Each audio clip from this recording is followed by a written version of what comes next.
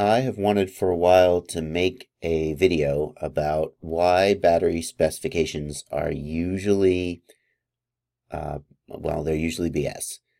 And I realized that in order to do that, I'm going to need to make another video talking to you about battery specifications, and that there's actually a lot of really interesting information. Well, interesting to some people, interesting to me. A lot of really interesting information here that deserves its own video. So this is going to be sort of part one, and then part two we'll be talking about, now that you understand all these specifications and all this background information, why battery specifications are so unreliable, to put it generously. So let's get into it. When you talk about batteries, LiPo batteries specifically, the first thing you talk about usually is cell count. LiPo batteries are made up of individual cells, and the cells are wired up in series, hence the S in 3S, 4S, etc. The voltages of the individual cells sum when they're wired in series. That's just how series voltage sources work. The packs have a nominal voltage, the cells have a nominal voltage of 3.7 volts. So the pack voltage is going to be 3.7 times the number of cells. That's why we refer to a 3S battery as 11.1 volts, even though in reality it goes up to 12.6 volts when it's full, and maybe somewhere around 10 point something volts when it's empty. The actual pack voltage is going to vary between about 4.2 and about 3.0 volts per cell. It is not that the LiPo cells can't go above or below this. They can, but when the LiPo cells go above about 4.2 volts, there is an increasing risk that they will catch fire. So we don't do that. And when the LiPo cells go below about 3.0 volts per cell, there is an increasing risk that the battery itself will be damaged. I'm not an expert on LiPo cell chemistry, but my understanding is it's something like this. The LiPo cells are actually like it's a chemical reaction, and there are chemical components in there, and a chemical reaction is occurring that has the side effect of producing electricity. And there are some reversible chemical reactions in the cell that those occur when we recharge the battery, right? So the reaction goes one way and we discharge the battery, and then the reaction goes the other way and it's undone basically, and we recharge the battery. But there are some permanent chemical reactions that occur, and they're most likely to occur when the cell is discharged excessively, and those permanent reactions have the effect of reducing the battery's capacity and increasing its internal resistance, which is something we'll talk about a little later in this video, and basically amounts to damage, permanent damage to the battery. Fine. The cell capacity is the amount of charge that can be provided before voltage drops to an unacceptable level. So we're going to draw current out of the battery, and as we do that, the chemicals in the battery will become depleted. The battery will lose the ability to provide current. And eventually the voltage will drop to a point where if we continue to draw current, the battery will be damaged, and then we stop. And we say that's the capacity of the battery. It's rated in milliamp hours. That's milliamps, which is a unit of current, and hours, which is a unit of time. I know this is just me being a nitpicky engineering guy, but it drives me crazy when I hear people say that they have a 1000 milliamp battery. No, you don't. You have a 1000 milliamp hour battery. That'd be like saying I have my gas tank holds 1 mile per gallon. No, you're mixing units. Don't do that. Okay, well that's just me. It drives me crazy. Now you can all do it and bother me in the comments. But it's milliamp hours.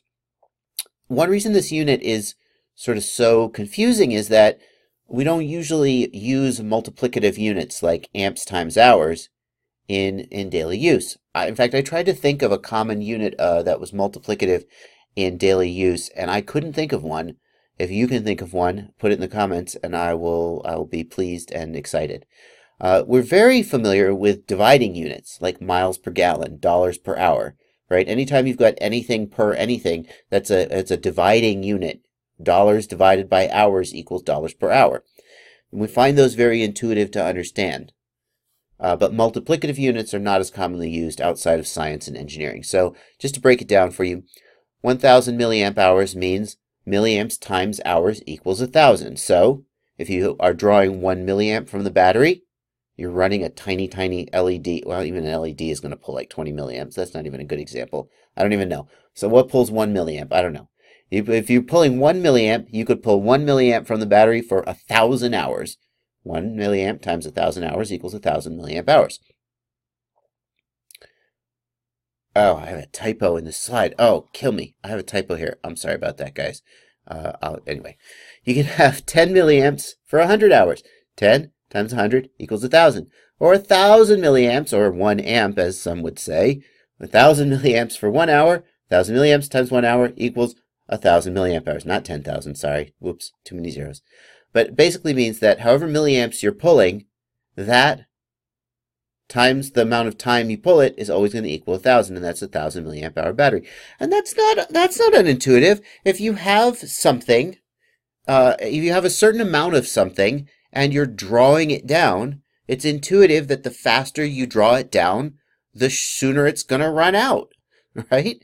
I mean, that makes sense. I have $1 million in my bank account. Well, if I spend $1 a day, it's going to last 1,000,000 days. And if I spend $1 million a day, it's going to last 1 day.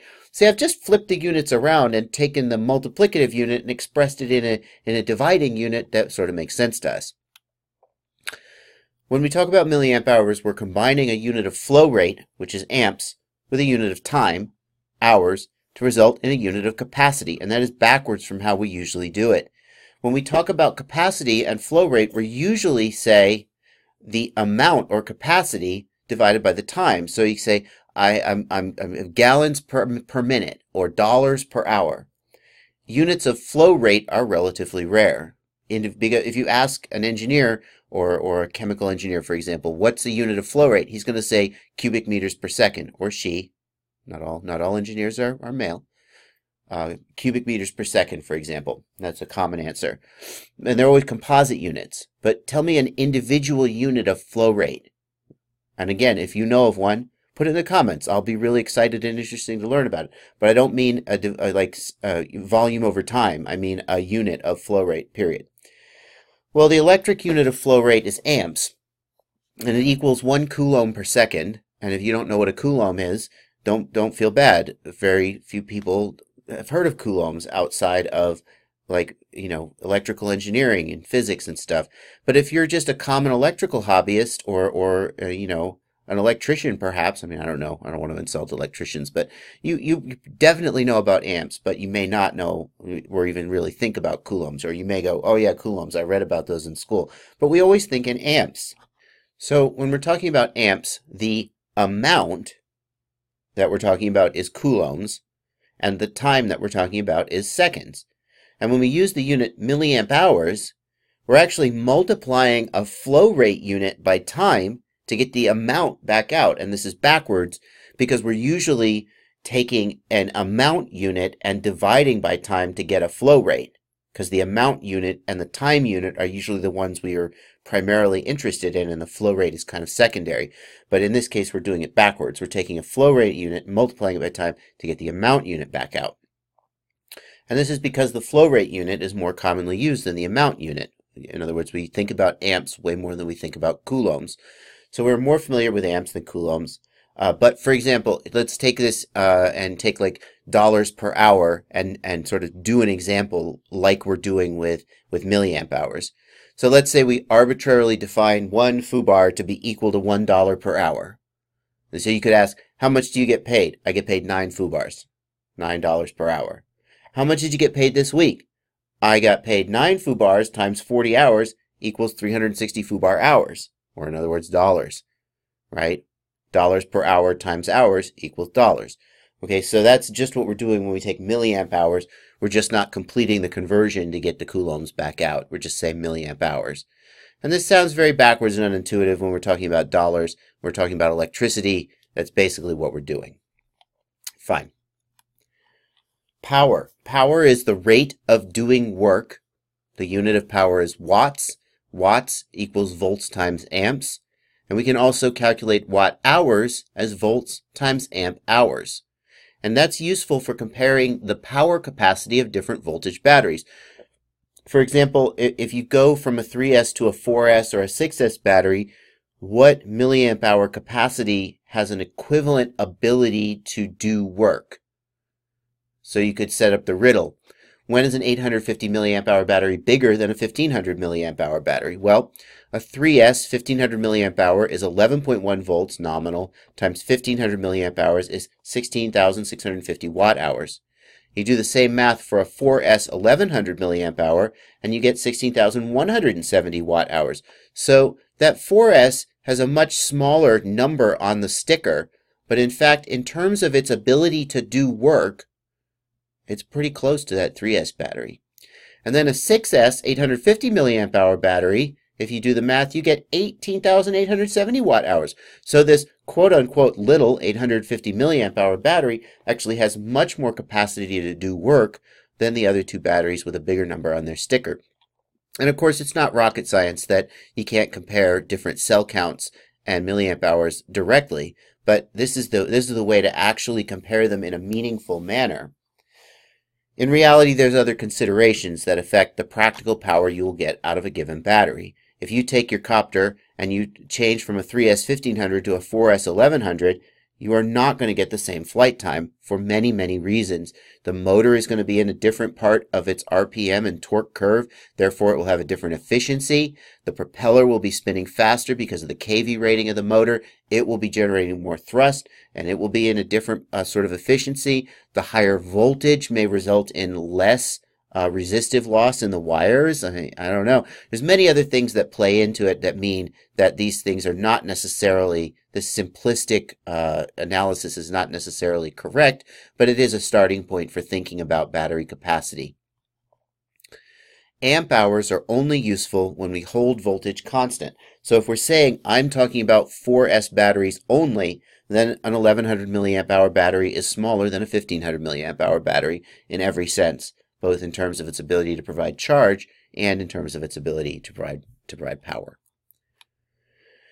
C rating. C rating is the ability to provide current. 1 C equals 1 times the battery's capacity in amps. So a 1000 milliamp hour battery at 1 C is 1 times 1000 milliamps equals 1 amp. A 1000 milliamp hour battery at 2 C is 2 times 1000 milliamps equals 2 amps. And here's a more realistic example.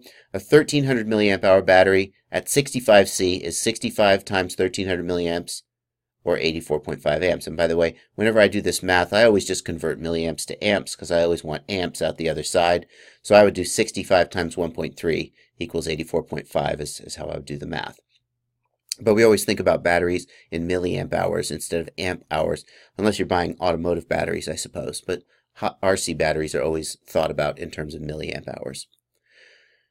Larger batteries provide more current for a given C rating. And this is an effect that is sometimes overlooked, perhaps, by maybe people new to the hobby. People figure it out pretty quickly. So, for example, if we have an 1100 milliamp hour 65C battery, that equates to 71.5 amps. 65 times 1.1 amp hours, 71.5 amps. An 1800 milliamp hour 45C battery. So you might be shopping for batteries and you see the 45C and you see the 65C and go, oh, the 65C is better, right? But in fact, the 1800 milliamp hour 45C battery is rated for 81 amps, which is more. So it's a bigger battery, so it can provide more current. And the way I like to think about this is, the analogy I like to use is, imagine that the battery is a sponge, right? And you're trying to squeeze water out of the sponge. Well, if you have a little sponge, you're going to have to squeeze the dickens out of it to get a spurt of water out of it. But if you have a big sponge, you can just give it little squeezes and get big spurts of water out of it, okay? The bigger battery can provide more current at a lower C rating. And then if we think about like a 5000 milliamp hour 20C battery, that can provide, 100 amps, even though it's a very low C rating, okay? The C rating of a battery is related to its physical construction. So inside the battery, and again, I'm not an expert on battery chemistry and so forth, so I'll probably get some of this wrong, and I hope you forgive me or correct me. But the construction of the battery is it consists of layers of anode and cathode material, and the anode and the cathode material exchange electrical ions back and forth in a chemical reaction, and that produces the current that we make use of to do work. The thickness of those layers relates to, and the number of the layers relates to the ability of the battery to provide current. So a battery with fewer, thicker layers will have more power density and will be able to provide more charge, but the fewer, thicker layers can provide less current, less instantaneous current than more thinner layers. So if you have a bunch of thin layers, then the battery can be a high C battery, but it'll have a much lower power density and lower ability to provide charge, so lower capacity. So it all goes back to the physical construction of the battery in a sense. And this is the same consideration as the difference between, if you're familiar with a deep cycle marine battery versus an automotive battery. The automotive battery is designed to provide a high instantaneous current when you're cranking your car, and the deep cycle marine battery is designed for lower instantaneous current but more discharge rate. The thing is that the high C batteries with the thin layers of anode and cathode material are much more subject to damage. And the reason for that is that when the chemical reaction is occurring, it starts at the surface of the anode and the cathode, and then as the battery becomes depleted, it works its way down through the anode and the cathode. And the further down you get, the more damage to the battery is going to occur. So if you have a thicker anode or cathode, you'll be able to draw more charge from the battery without damaging the anode or the cathode, whereas a thinner one is going to be more quickly damaged and more susceptible to puffing, for example, if you get even close to overdrawing it. Okay, so C rating. Finally, we talk about internal resistance. And internal resistance, basically internal resistance means that the battery behaves as if it is in series with a resistor due to the characteristics of the chemical reaction that creates the current. Internal resistance is actually a complicated topic that we're now going to grossly oversimplify, and we're just going to pretend that, as I say in the last bullet point, internal resistance is not constant. It changes over time, but we're just going to oversimplify it and pretend it's like a series resistor. The main effect of internal resistance that we're concerned with is that it causes some energy to be wasted as heat. The amount of energy wasted is measured in watts, and it's calculated as heat dissipated in watts equals current in amps squared times resistance in ohms. Whenever you're looking at a formula and you see that a term is squared, that means that that term is the most important one in the formula, because the output is going to depend much more on that one than the other one. So this is a big deal. You can see that the heat dissipated rises as the square of the current. If we assume a 20 milliohm internal resistance, which is it's a semi-realistic number for some batteries, some LiPos out there today, 2 amps would calculate to 0.08 watts dissipated. That's not very much at all. That's barely any. 10 amps would be equal to 2 watts. 50 amps would be equal to 50 watts. Wait a minute. 10 to 50. We multiplied 5 times the amps, but we have 25 times the watts. And 100 amps would calculate to 200 watts. And by the way, if you need a perspective on this, think about like a 60-watt bulb or a 100-watt bulb. And by the way, that's not a perfect example because that bulb is using some energy as heat and some energy as light, and we tend to only see the light energy. But even the heat energy, right, if you think about a 60-watt or a 100-watt bulb and you go to take it out of the socket when it's, by the way, I'm old. I remember incandescent bulbs. Do you guys remember those? Yeah, I just realized, eventually I'm going to be talking about these, a bulb as a common unit of wattage, and the kids aren't going to remember what I'm talking about. Oh, anyway, thanks. Yeah, if you think about a 60 or 100-watt bulb, they are really hot, right? And that's not even the full 60 watts or 100 watts being turned to heat. So you can see why your LiPos get hot when you're drawing a lot of current. Internal resistance is not constant, but it changes in real time based on many factors, and that's why voltage sags when current is drawn.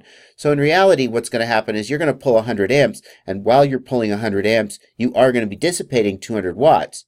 But then very quickly, the internal resistance of the battery is going to change in real time, and the actual amps drop, the volts are going to drop, and the amps are going to drop. Or you're going to damage your battery if you don't drop back off the throttle. But this tells you why internal resistance is a big deal and why as you start to pull more amps, internal resistance becomes a much bigger deal because the current is squared. Okay. All right, so now you know some things about batteries that hopefully you didn't know before. And the next video I make about why battery specs are usually BS will help make a lot more sense for you. See you then.